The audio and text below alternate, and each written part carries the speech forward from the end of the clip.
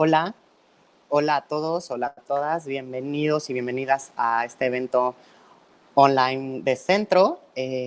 Seguimos tratando de generar conversaciones sobre creatividad, sobre los temas que nos importan, y hoy pues tenemos a dos invitadas muy especiales para Centro, para que nos hablen del futuro del mercado del arte, porque como ya saben seguramente, y si no se enterarán mejor en esta plática, Centro tiene una nueva maestría, una maestría en Arte Contemporáneo, Mercados y Negocios, para generar a los nuevos profesionistas en el mercado del arte, y esa maestría es en colaboración con Sotheby's Institute of Art. Y entonces en ese contexto quisimos que ustedes tuvieran la oportunidad de conocer más a fondo y de tener una interacción directa con la directora del programa, que es Kerstin Erdmann. Kerstin Erdmann es la directora de la Galería OMR, también es ya una socia de la galería, y ella estará acompañada por una colaboradora muy importante, muy especial para Centro, que es Kuan. Kerstin Erdmann es la CEO y directora de Sotheby Institute of Art, además de ser una curadora muy reconocida, experta en la industria y en el mercado del arte, y asesora de muchos importantes museos como el Frick Collection. Entonces, bueno, ellas dos estarán conversando. So I'm going to switch to English because the conversation will be in English. Hi, Christine. And hi, Kerstin. Thank you for joining us. I'm sure that you will have a great conversation. People will have the great opportunity to listen to you both, learn about what you're thinking about the contemporary art market, particularly in a time of difficulty like this one. And I'm sure that you'll talk about the great program that we've prepared in collaboration between Sotheby's and Centro. So I yield the floor to you. We'll be having also Q&As. So please ask your questions for Christine and Kerstin. And yeah, I hand it over to you, Kerstin. Okay, thank you, Gonzalo, for the lovely introduction. Thank you, Centro, again for organizing another amazing event. I was looking very much forward to talking to the brilliant Christine.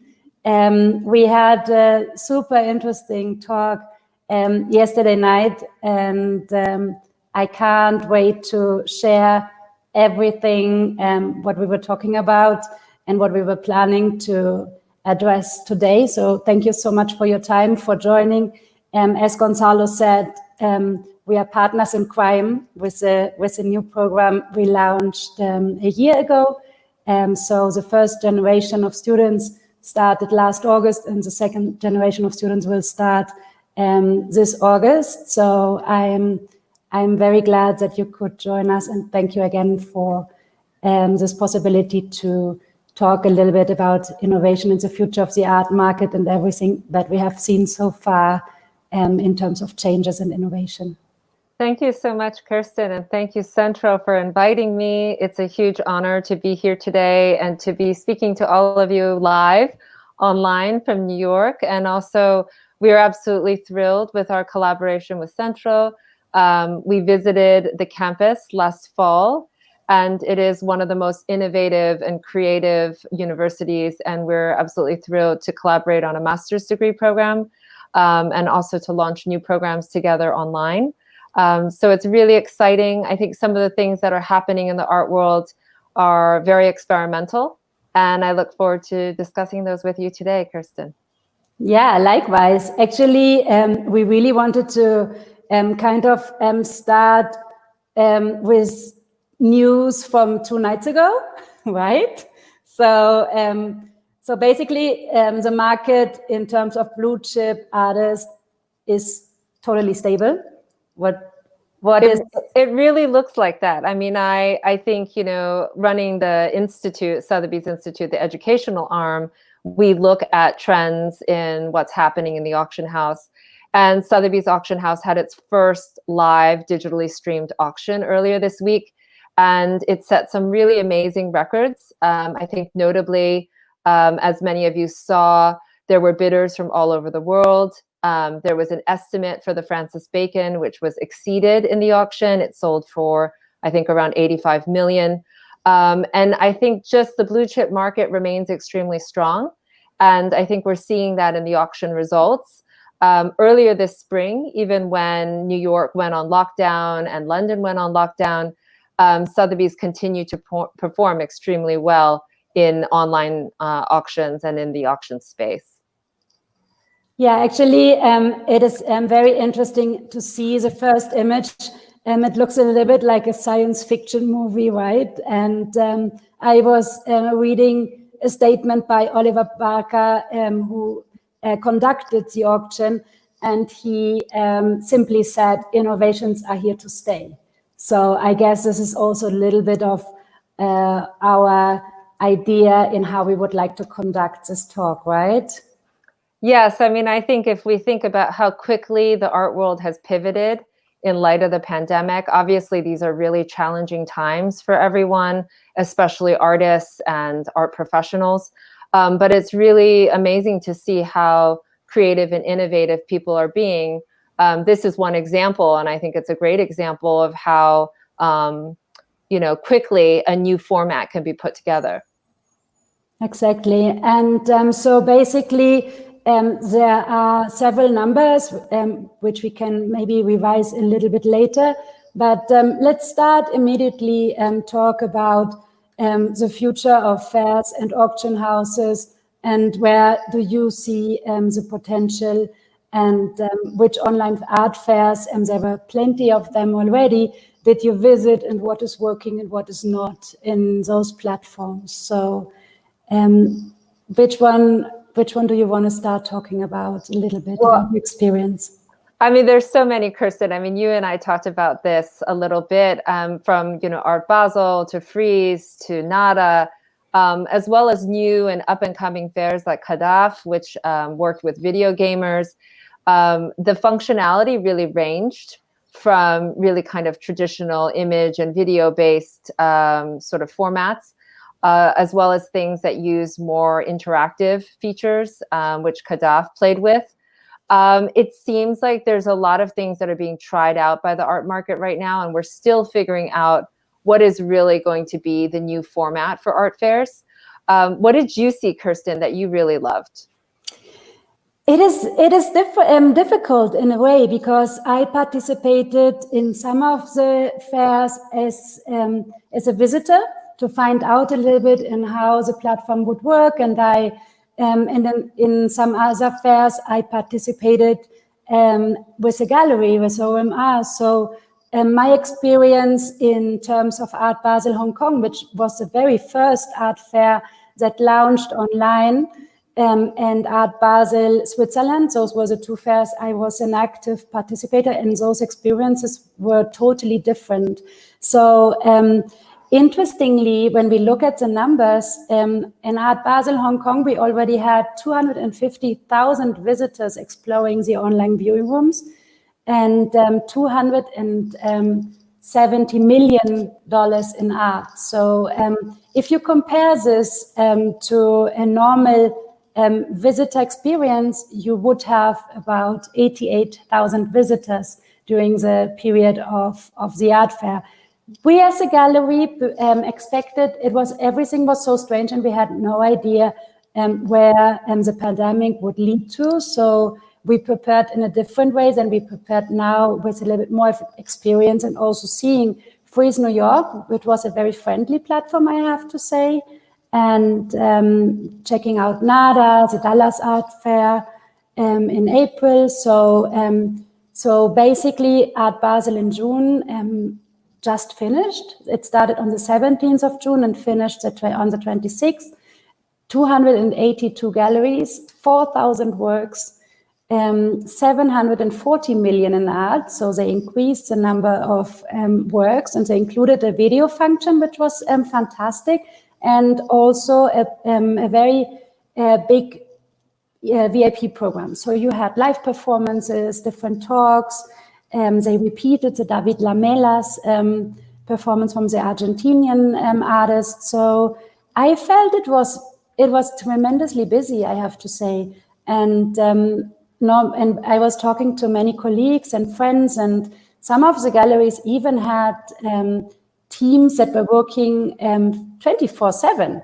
So they had the London team starting in the mornings, and they took over in New York and then handed over to Hong Kong. As a mid-sized gallery, obviously those inquiries were a little less, but I felt that those Zoom visit options were fantastic. So I visited our virtual booth with collectors from all over the world, and I was invited by art advisory firms to talk about our presentation. There were 60 people joining, or also Amanda Echeverria, the VIP coordinator for Mexico, set up some Zoom talks for the Mexican Museum or Foundation. So we did this with some of my colleagues at the gallery. So it was an interesting experience, and the overall result was pretty good, actually. It was way better than we expected.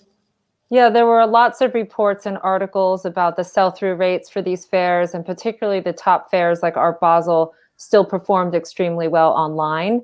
And then I think, what you mentioned about the 24/7 support that the galleries and the fairs are providing, it seems like everyone is working even more than we used to work in person, and the demand is still very stable, it seems, for now.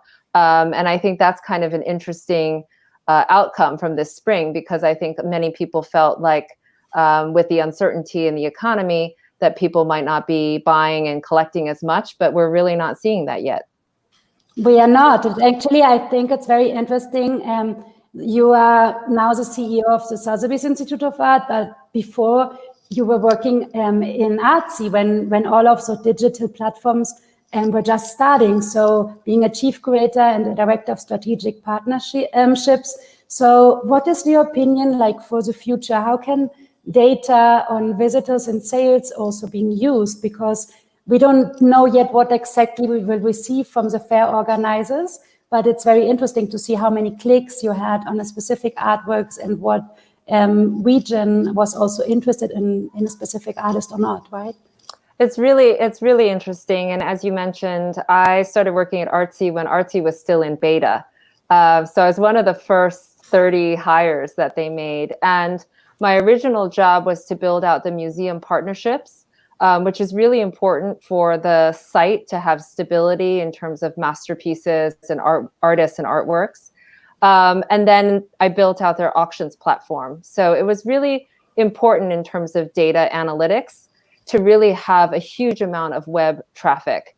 And I think these days, every website and every e-commerce site is measuring clicks, views, where users click on the page, what countries, what types of devices users are looking at, and all kinds of things about the time of day, the artists that they're searching for, the colors that they're filtering by.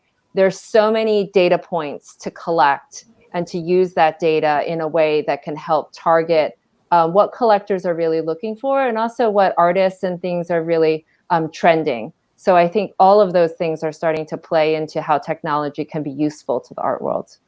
And there's definitely a lot of potential for future students to engage with, right? Because it is, even though we all reacted with speed and acceleration, and it's amazing how rapid the art world responded to the crisis in terms of the digital platforms, because not everybody was ready. Not everybody, like David Zwirner, had already an online parallel platform working since 2017. So basically, going back to Artsy, Artsy users submitted 30% more inquiries and transaction, and they have now a new buy now and make offer button, and they went up 250% compared to last year. So I think there's a lot of possibility in the future to engage with and to do innovative projects.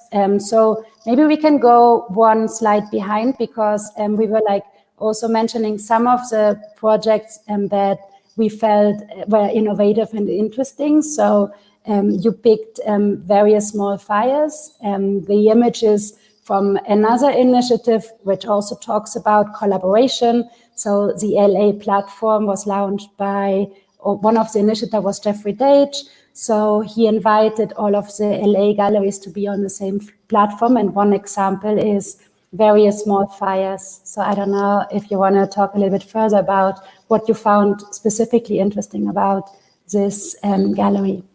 Yes, I think, I thought this was very interesting in terms of innovation. We talked about digital innovation, but I also wanted to call this out because this is a small gallery in LA that already went solar. So they've been sort of using solar energy for, I think, quite a while, maybe over 2 years.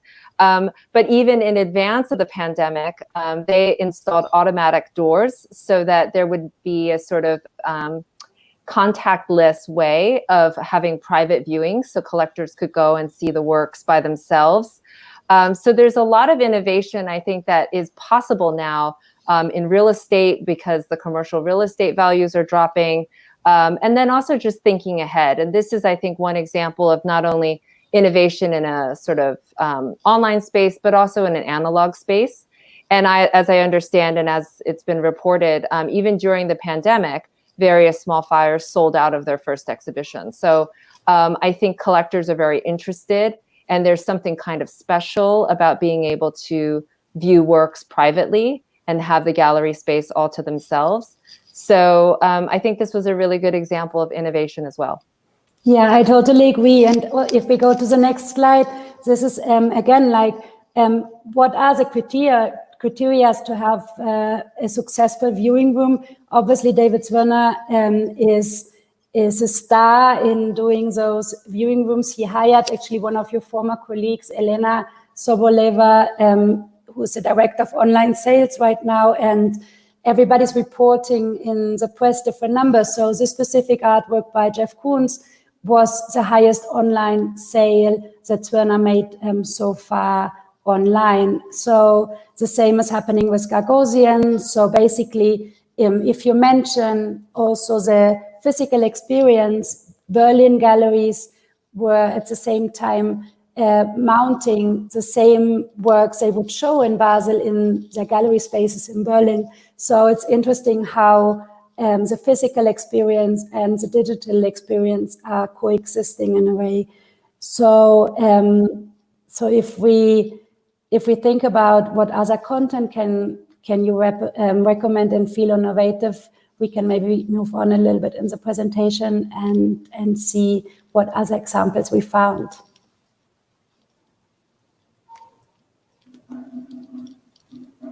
El siguiente.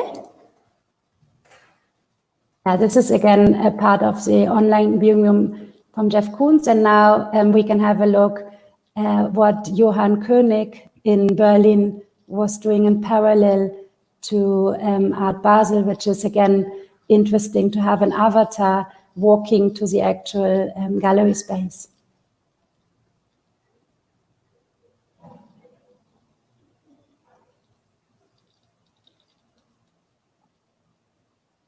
I love this example, Kerstin.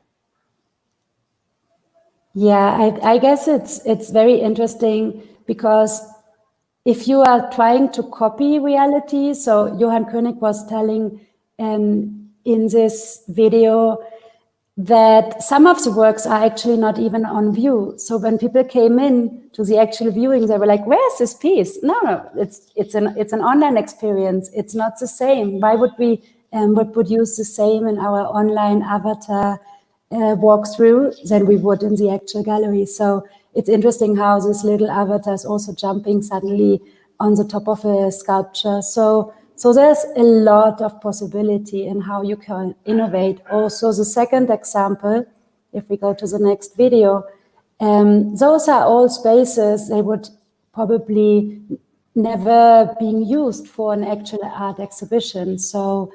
So what technology is right now capable of and what is possible, it's pretty fantastic.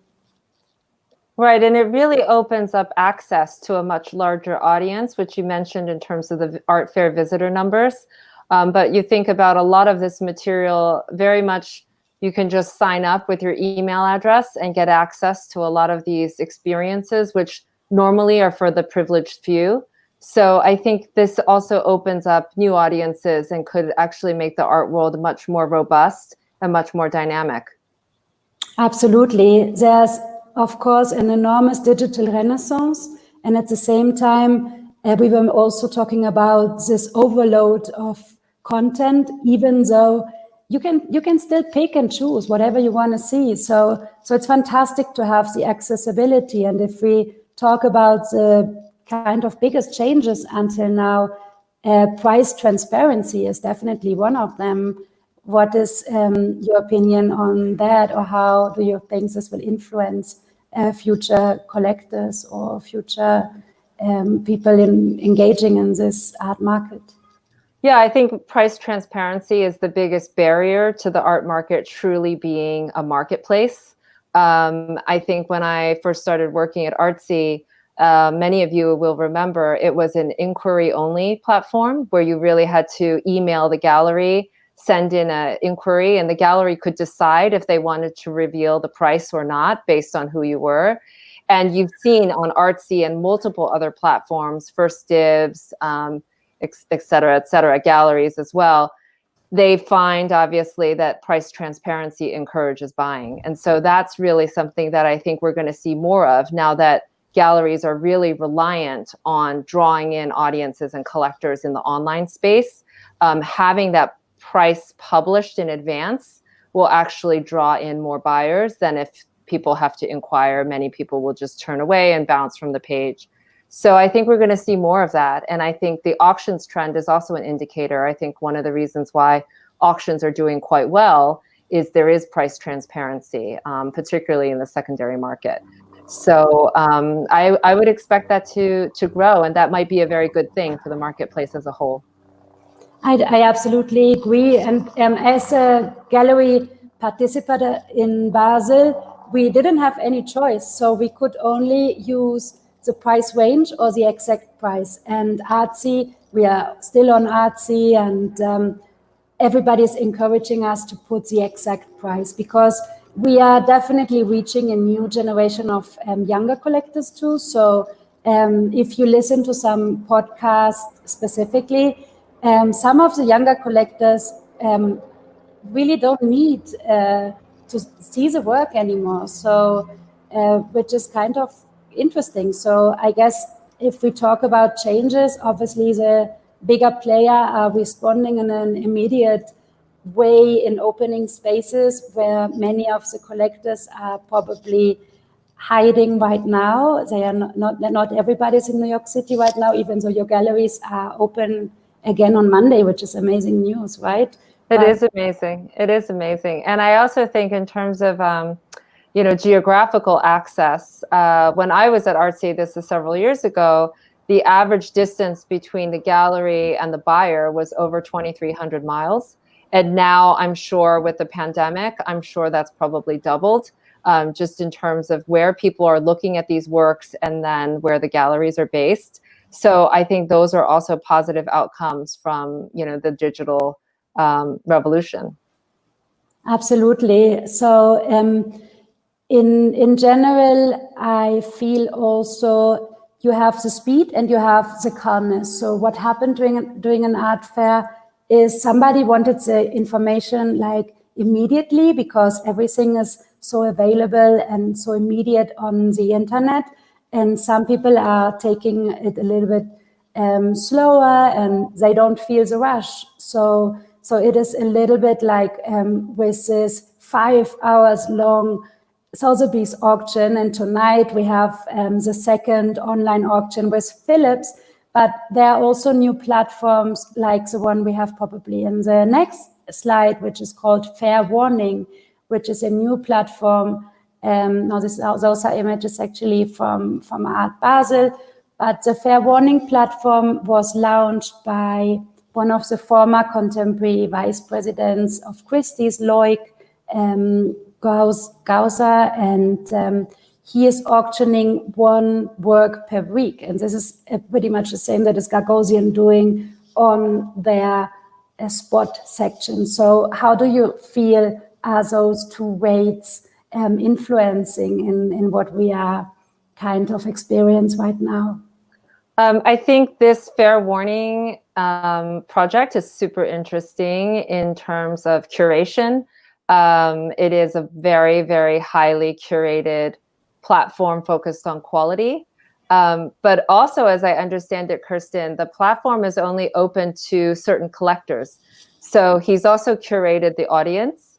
And I think that's actually something we're seeing in the broader marketplace. You see a lot of brands launching, businesses focused on just a single toothbrush, or they're only doing suitcases, or they're only doing one thing, a white sneaker. And I think we talked about this earlier today. There's so much on the internet, and users are bombarded with information and content, that I think curation and digital curation is going to play a bigger role in the art market than we ever thought before. And it may not be about quantity, it may be about quality in the future. And this is the slide that we wanted to show, but it's one work per auction, and only a selected few get to bid. Yeah, and I guess the first one already had some very good results. The first work he was showing was Stephen Shearer, and the estimate was $180,000 to $250,000, and it was sold for $437,000. So, which is an interesting start. But I think this is also very interesting, and we were talking about this, that we are kind of forgetting that also all of those internet platforms are leaving a carbon footprint, right? So I was not expecting that. And what do you think about this and the numbers we were kind of revising? I think it's really surprising, and I think all of us are really concerned about climate change. I know that Centro is a LEED Platinum certified campus. Sotheby's Institute in New York also is a green campus. We make an effort to reduce single-use plastic, to have reusables, etc. And we know the art world generates an enormous carbon footprint. And so a lot of the benefits we've seen with going digital is, of course, that we're not shipping as much, we're not flying as much. But what was surprising, Kerstin, is the statistic you found about how much waste, carbon footprint is left behind with internet usage. And we're all generating huge amounts of files. We're all live streaming a lot of content all day long. And we're all teaching our classes on Zoom and other platforms. And that is also creating problems for the environment. So I'm really hoping to see that there's more consciousness around this, and that we reduce our digital usage where possible, and making major changes around that. There's a platform you talked about where the images are not shown until you click on them, to reduce the amount of energy that has to be produced to keep these websites functioning. And so, Kerstin, what are your views?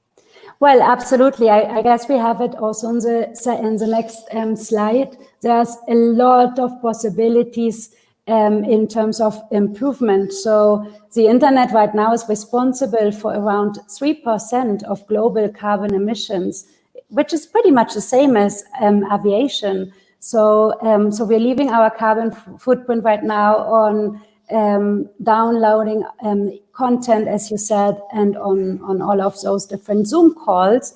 So I think that this is a little bit like where our conversation is also about. There's so much room for innovation, and this image we are seeing, you were actually asking me about how I will probably see the Latin American market, and this is also something we share why we opened the Mexico program together. So I guess we have to start collaborate, and we have to think about the future in all different ways. Absolutely. And you also talked about shipping and this new, was it Rockbox? Yes. Which is, I think there's a slide on that as well. I don't know if it's the next one, but I think, in terms of speaking about sustainability, we know that there's a huge amount of waste generated by art shipping. And there's a company that's created sort of recyclable materials for shipping art and reusable materials.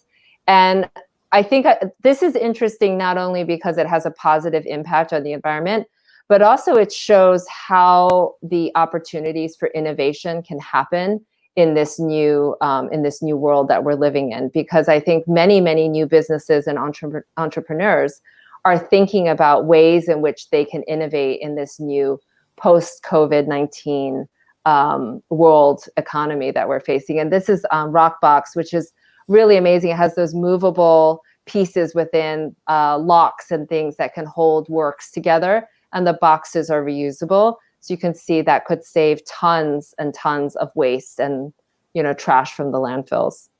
Exactly. So basically, art shipping will or has a possibility to go green. And if we go to the slide before that, this is also a little bit the initiator of really analyzing the carbon footprint. So it is a fashion company, and they are only, so if you click on it, you can only, so they are actually right now mentioning all of the different numbers. So if you see a t-shirt and you decide you don't want a t-shirt, you want just some trousers, you won't click on the t-shirt and the image will never show. So it's interesting how people react, and also how in the future kind of art and science will always come closer together. So there are a lot of art foundations that are really working on it. And I found it also very interesting that the next Pacific Standard Time biennial in 2024 will be about art and science. So I guess there are also, again, like many ways of how we can develop different or new projects in the future. So I don't know if you want to talk a little bit about what kind of projects your students are involved with, and how much also the network you created with Artsy and through Sotheby's is also influencing on all of those future changes. What's really interesting, I think that's a really good thing that we're seeing as a result of the pandemic. It's actually easier and easier to collaborate. And I think we see a lot more international collaboration. We have a lot of students who are launching their own businesses. One student just launched a platform for Black artists and artists of color. We have artists who've launched, students who've launched virtual reality platforms. And there's just so much possibility. And you're seeing this crossover between art and fashion, art and science, art and technology, art and the environment. There's so many projects that people can do now that you can just email and contact people and invite guest speakers and things like that. And I think Artsy is really, really pivotal for me in many ways, because prior to working at Artsy, I worked at the Metropolitan Museum of Art and also the Andrew Mellon Foundation and Oxford University Press, all of which are very large institutions that have a very traditional hierarchical structure. And Artsy is interesting because it's very flat, like all startups. And there's a lot of empowerment of all of the staff and all of the people who work there. And there's a lot of collaboration between the engineers and the people who are art experts. And so from that, I think there's a lot of takeaways to what we can bring into higher education in terms of different working methods, ways to collaborate, ways to communicate, and new efficiencies to be gained from that, so that you don't have to go through 12 different departments to get approval to move forward with the project and things like that. So all of those things really influence the way that we operate our programs. Obviously, we hire really talented faculty and staff and guest speakers, but we also want students to feel that they can contribute to the educational process. So our students are very much integral and very much involved in shaping what the program feels like and what the outcomes are as well. Yeah, and basically, so now we are going back to this little Argo project, because I also feel that the future generations really should collaborate. Collaboration is a future. So we have a Mexican gallery, a design gallery called Argo, and they are right now doing a pop-up with 5 collaborating galleries, some Mexicans and some international galleries. So during the summer, you can go there and you will see 5 galleries collaborating in Aspen. So, and the other project is again a very innovative project because of social distance. If we go to the next slide, there will be an exhibition in some weeks where you can drive into a parking lot and you will see videos and different exhibition in Mexico City in a parking lot. So I guess there are plenty of new ways in how you can engage, but it will probably never replace the face-to-face experience. So it's interesting how those 2 new forms will be the new hybrid and how you can kind of reach the balance. So you were talking about some really interesting projects your ex-alumni were doing, but I also think that if we see that there's so much content, we also will at one point need future people working specifically on how would you document it, how would you kind of generate the content for the digital platform. So some galleries and museums will definitely need new staff members taking care of all of those contents, and through the online strategies, galleries and museums will reach specifically those younger consumers. And I also have this feeling that at one point you will have at the gallery 2 different sales teams, one which is actually going to the fair and one is probably attending the digital platform. And but one is definitely helping the other, and there's no way in replacing one experience for the other. Yes, I think all of our channels have just been amplified by the pandemic, and that we crave those in-person experiences, but we also still need to build out all of those digital experiences, and then finding those hybrid experiences where there's social distancing, as you mentioned. I think there's so many opportunities and so many things we haven't even yet thought of. What is astounding to me is many art companies are still hiring right now. Many of our graduate students are getting offers from Gallery Magazine, Fitz & Co., ArtNet. I'm sure, Kerstin, your team and my team, we've been working around the clock. You've mentioned about Gagosian, staff working around the clock. It doesn't seem like the pandemic has slowed down the amount of work, and many companies are growing right now. Sales are up.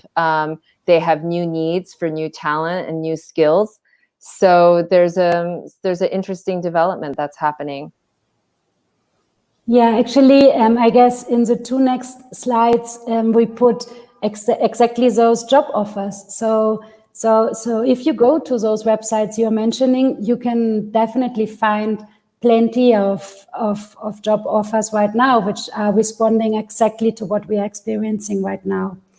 So this is actually, it's difficult to see. This is the artsy job offer, and the next one is the Fitz & Co. one, if we want to show that one too. So there's hope, I guess. Education is also one of the pillars, and it's amazing how people right now are also reading much more, or also being much more interested in politics. So there's definitely a shift also to a little bit more informed society we have the possibility right now to create. It's true, Kerstin. I mean, what we're seeing is a huge amount of personal investment. People are investing in their own education. People are signing up for our Sotheby's Institute online courses. We actually had to open up double the sections that we normally have, and registrations keep filling up the classes. So lots of our classes are sold out as a result. We're also seeing a rise in book sales. People are wanting to have that analog experience. And we're seeing a rise in collecting, because I think people are at home and they realize that they're going to spend the bulk of their time in their home environment. And so they're investing in that as well. So I think there's some changes in the way people are spending. and changes in how people want to improve their quality of life. Absolutely, and there will be definitely more changes anytime soon. So I don't know if if there are already some questions.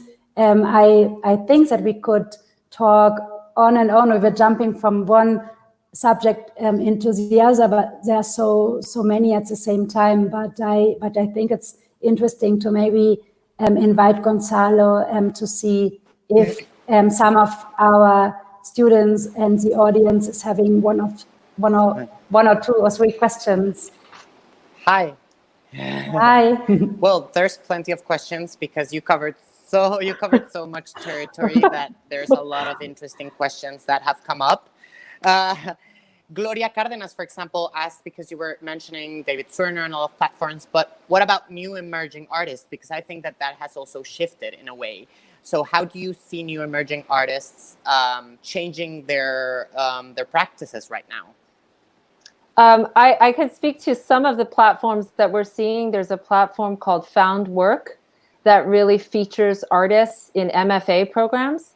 So really up and coming young artists who have not yet found gallery affiliation. I think there's a lot more opportunities for artists on Instagram, on social media, but people are really trying to showcase the primary market more.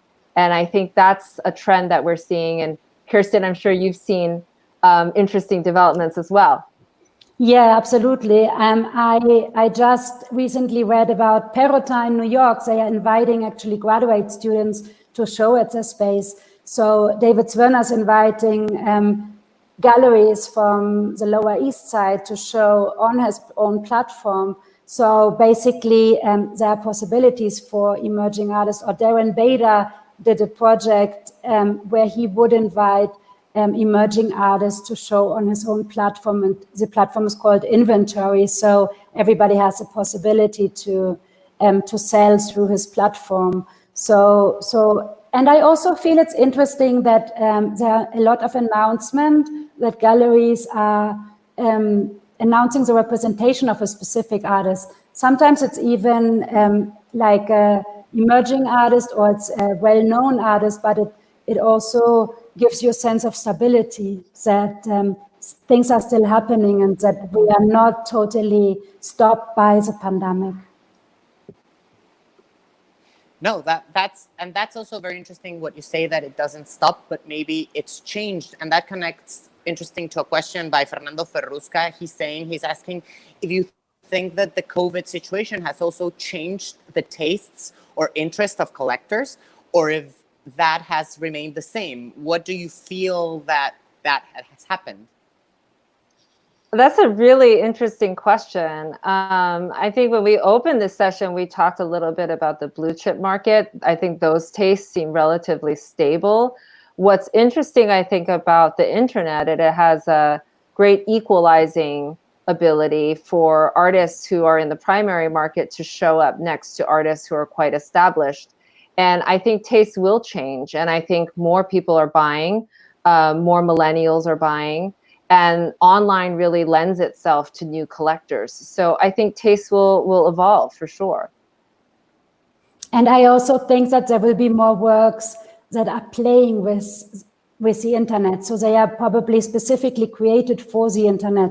So actually inside the Johann König avatar platform, there's a sculpture which was developed by one of the artists, and you can only see it on the platform. So basically, every time the avatar is jumping on the sculpture, which is a sculpture that is only existing in the internet, it will always break in a way. So I guess we will see little by little also like artists working a little bit more with the internet as a media. But in terms of change, and I think that ties very. Oh, sorry. No, go on.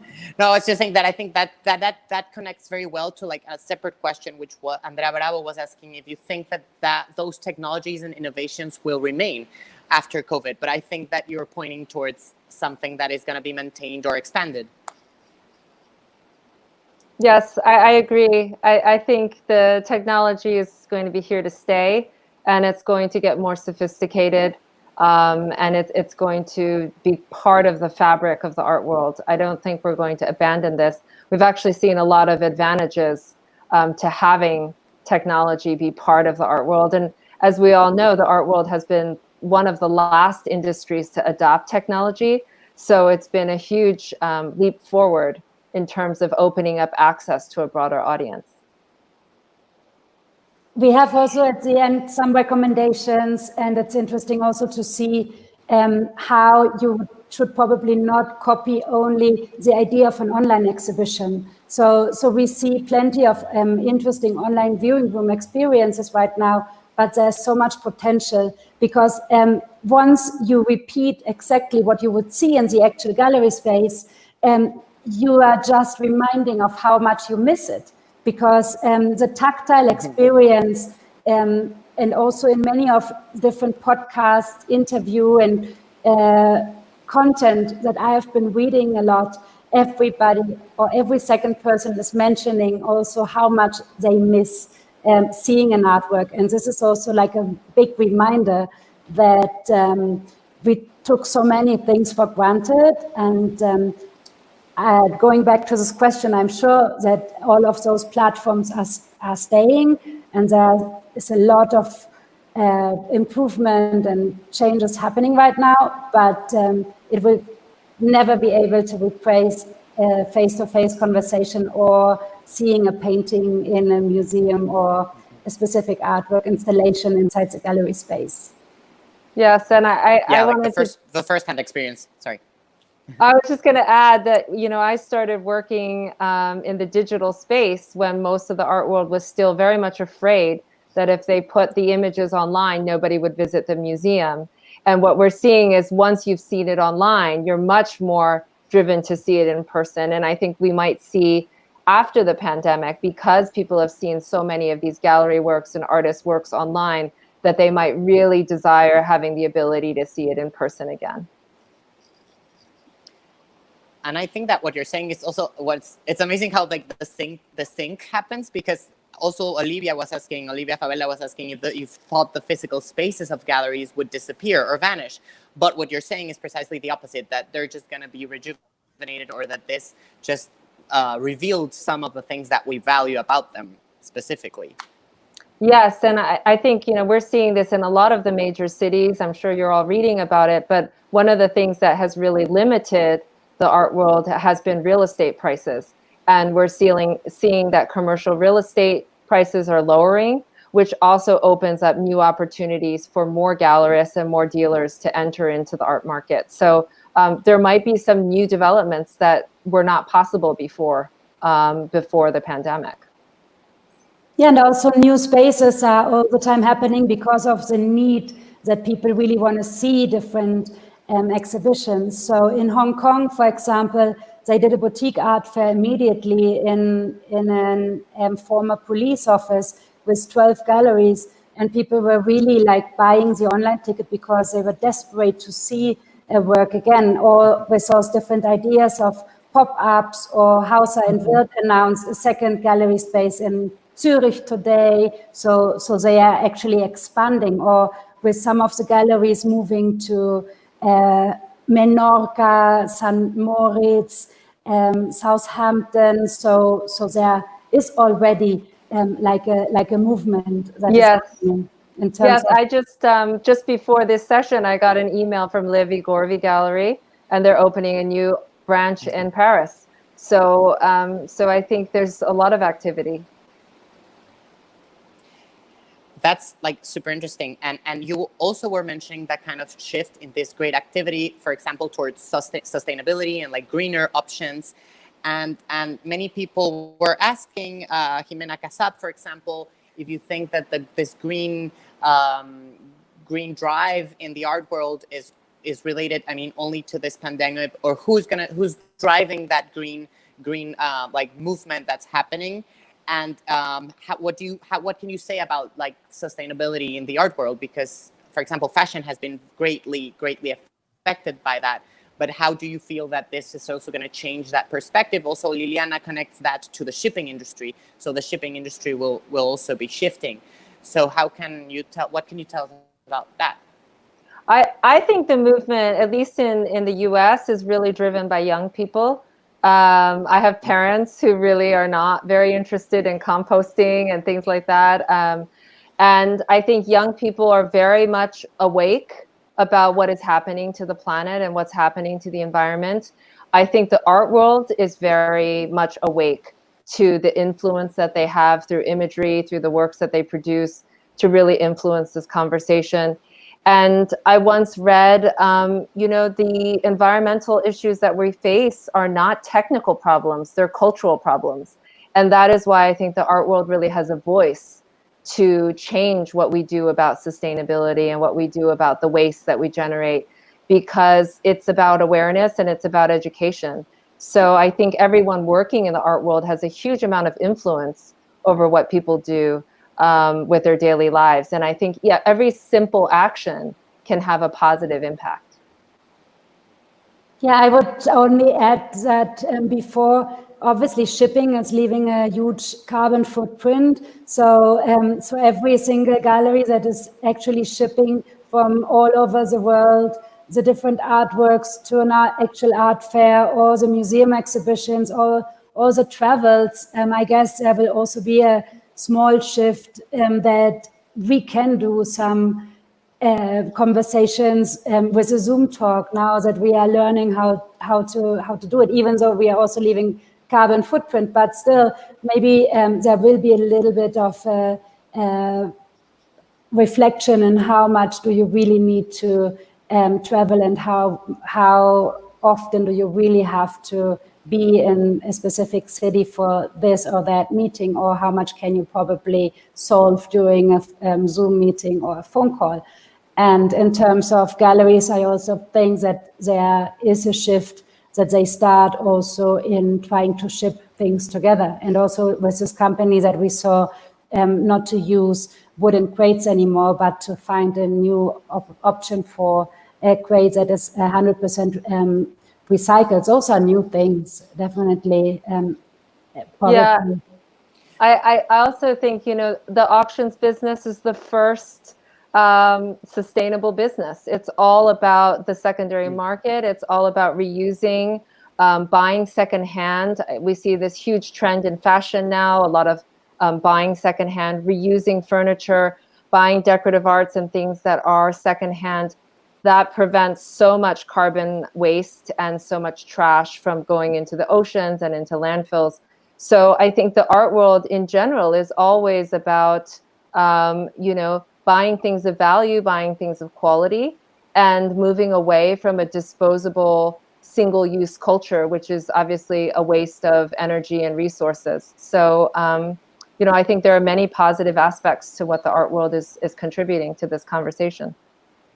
Blockchain can probably replace also the physical certificate and the installation manual.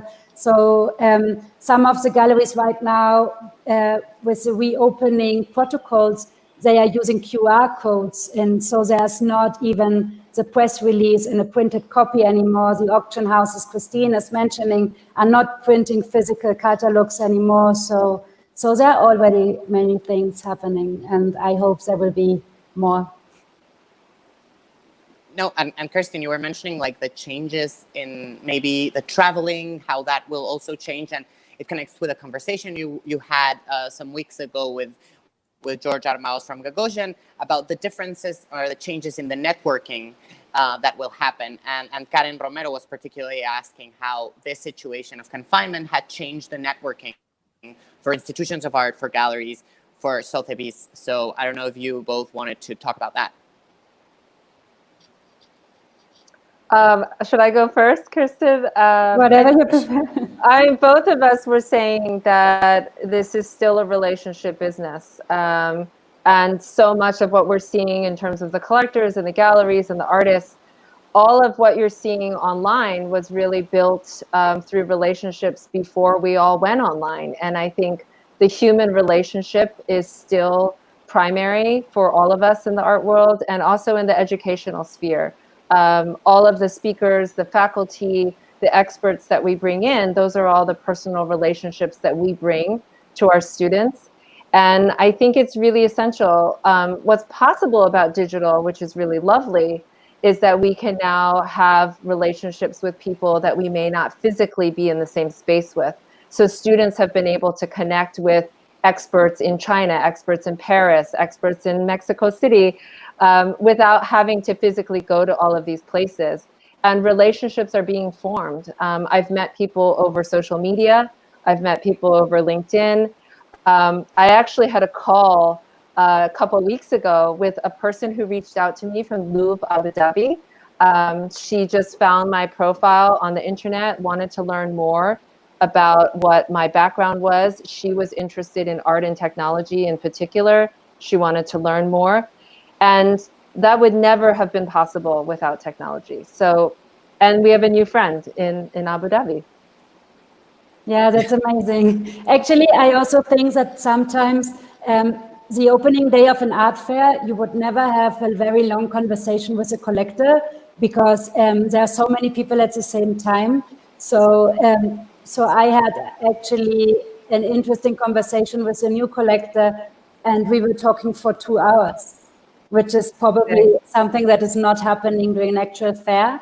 But talking, and also I'm doing all of the Zoom interviews for the new generation online, and I was hesitating, and I didn't know if I can really get the same sense talking to somebody through a camera, or if I really need this physical experience.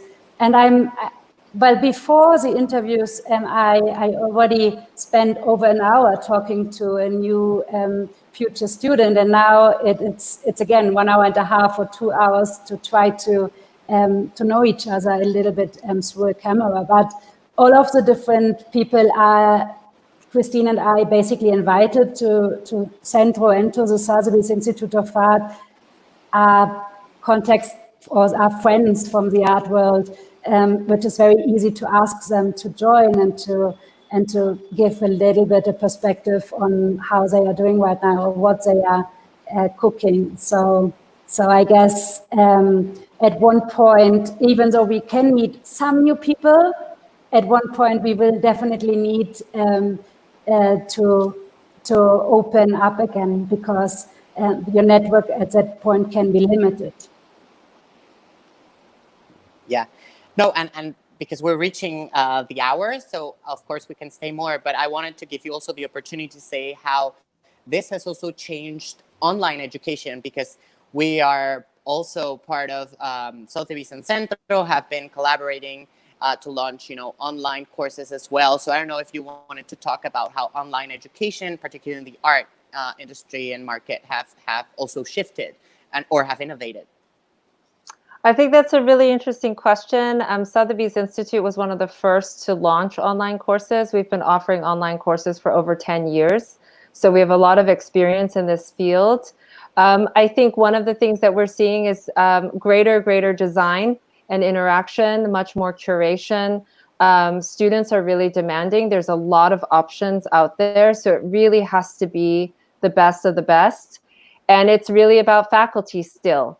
So in the analog world and the online world, it is about the quality of the faculty, and students want live engagement. So even if it is online, they want to have feedback from the faculty. They want to have discussion with their classmates, and you have to integrate that into the online experience. It can't just be sitting in front of a computer and watching a screen for 2 hours. I don't think that's going to be satisfactory anymore.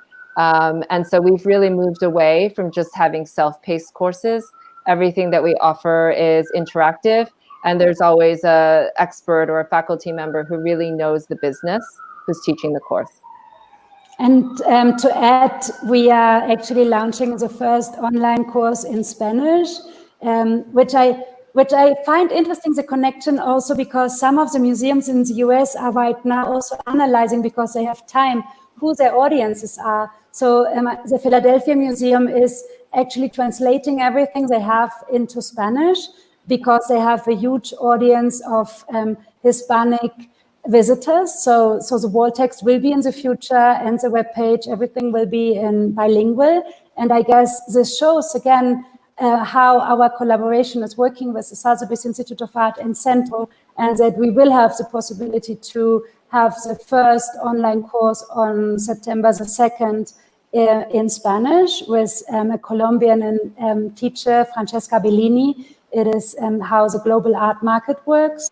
So, but I agree, I took one of those online courses, and it was pretty amazing in how the instructor was also reacting with news that she was sending live through the chat. There were conversations. You are really creating kind of a network with people all over the planet.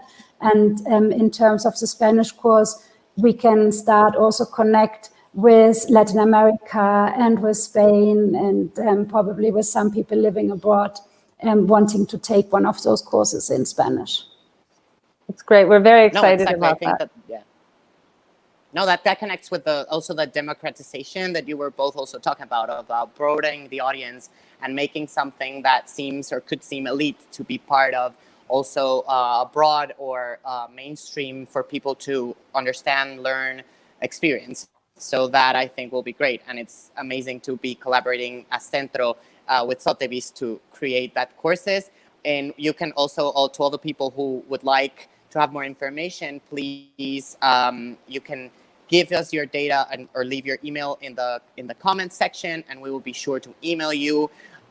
Also, we have a set of recommendations that Kerstin and Christine have put up of things that you can read to continue to discuss all these new transformations. And I'm going to just also, before I say goodbye, switch to Spanish just to say that tendremos un evento en línea de enfoque en donde podrán conocer todo sobre nuestros posgrados actuales. Tendremos, será totalmente en línea el 8 de julio. También habrá un taller de técnicas creativas coordinado por el CIEC. Y ahí pueden conocer a los directores de todos los posgrados, como Kerstin Erdmann, y de todos los demás que tendremos. Y bueno, también, por favor, manténganse al tanto de nuestra agenda, de todos los diferentes eventos que estaremos teniendo. Por favor, déjennos sus datos en la sección de comentarios para poder mandarles y enviarles un follow-up email de este evento y de nuestra agenda. I don't know if you would like to end up with any further comment or anything else you'd like to add, both of you?